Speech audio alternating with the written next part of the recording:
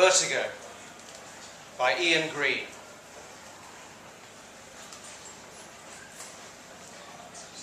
The boy in the bath is holding a razor blade in his right hand, the edge of which is pressed lightly against the skin of his left wrist. He is staring at the droplets of condensation forming on the white tiles of the wall. Vertigo sits on top of the closed lid of the toilet and writes in his notebook. Every now and then he taps the end of his pencil against the edge of the book, but the boy in the bath does not seem to register the sound.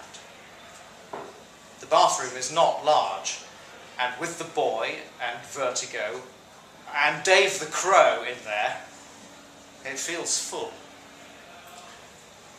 Is this going to take all night?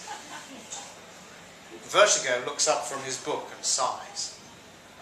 The boy in the bath just lies there, immobile and silent. Dave is perched on the rim of the sink, his wings spread, admiring himself in the mirror. He turns his head left and right and waggles his wings up and down in turn.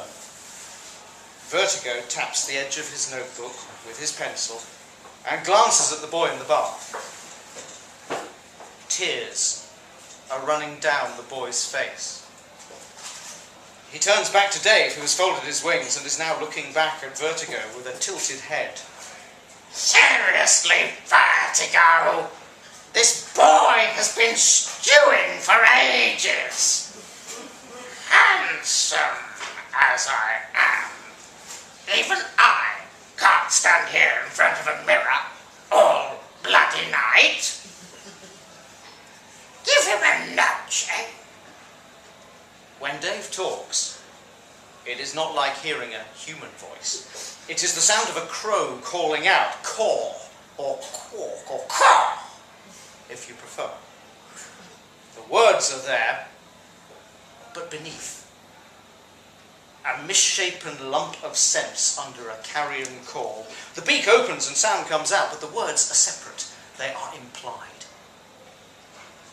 Vertigo pushes his glasses up his nose, runs his hand through thinning hair, and taps his pencil on the edge of his notebook again.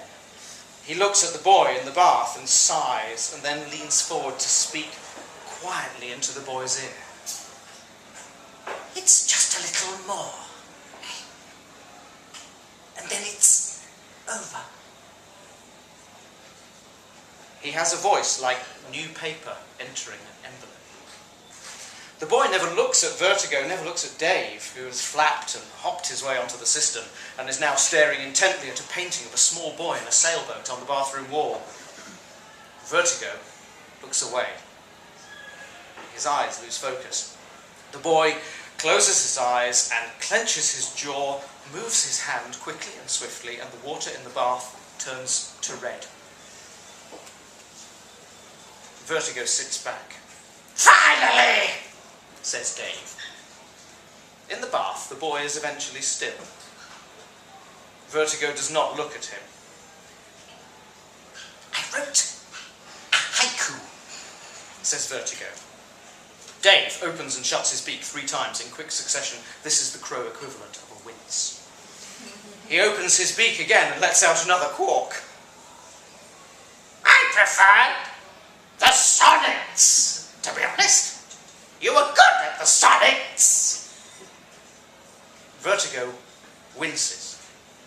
Well, he says, times change, people change. Even you might change eventually. This boy was too young for a sonnet. Do you want to hear the haiku? Dave dips his head to signal affirmatively. The water in the bath is now a deep burgundy and darkening by the second. Here we go. Blue hills and blue skies. The red of blood in winter carries you onward.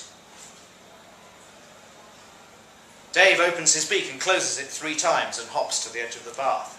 I prefer the sonnets. You were good at sonnets. But what about the old woman from Dalkeith? No lie, I was close to tears. Dave says. and then he pecks lightly at the crown of the dead boy's head. Vertigo!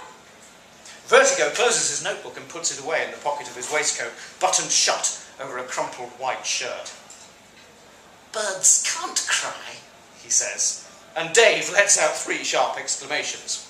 Over time, Vertigo has established this as Dave's equivalent of a laugh. He rolls up the sleeves of his shirt to the elbow and takes off his watch and puts it safe into the pocket of his corduroy trousers. All of Vertigo's clothes are a little too big for him.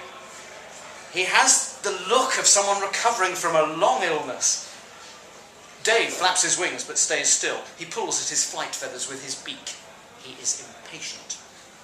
From the inside pocket of his waistcoat, Vertigo retrieves 2 old silver coins, shillings with a dead king on them. They are the colour of pencil lead. Vertigo takes one in each hand and closes his fingers around them.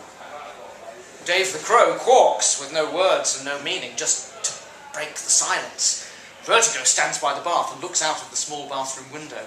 He can see 1 tree and it has no leaves left. He sighs and then bends at the waist and puts both of his hands into the water of the bath, up to the wrists, the coins clenched tightly in his fists. Vertigo does it slowly, but still. Ripples spread out from where he's broken the surface. Vertigo is holding his breath.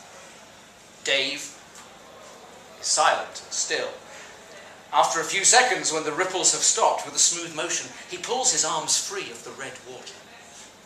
They are clean and dry.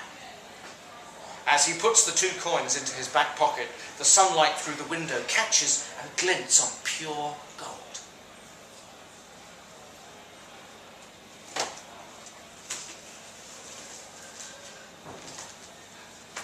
Later. Do you think it will hold? Dave asks, and Vertigo shrugs. They are sitting at the top of the stairs in another house at another time. Hanging from the banister on the landing is a red climbing rope, bought months ago in preparation. Now it is tied firm, trailing only a few free feet before a simple slip knot. Beneath the knot there is maybe 6 feet of space before the floor at the bottom of the stairs. The boy is sat halfway down the stairs, at eye level with the makeshift noose, and he appears to be praying. His mouth moves unceasingly and his eyelids are almost closed. Vertigo has his notebook on his lap and is counting syllables on his fingers and putting stresses on them. Ba-ba, ba-ba, ba-ba, ba-ba, ba-ba, he says. And Dave pecks at a stray thread from the carpet.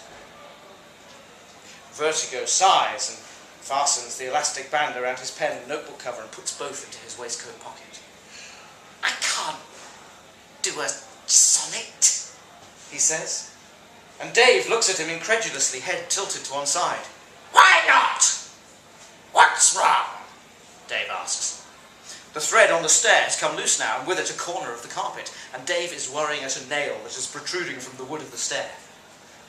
On the stairs, below them, the boy, whose lips won't stop moving, has opened his eyes and is staring at the red rope. It is utterly still. He does not look at Vertigo, or at Dave. Well, honestly, I'm still in haiku mode. I've been looking in people's rooms for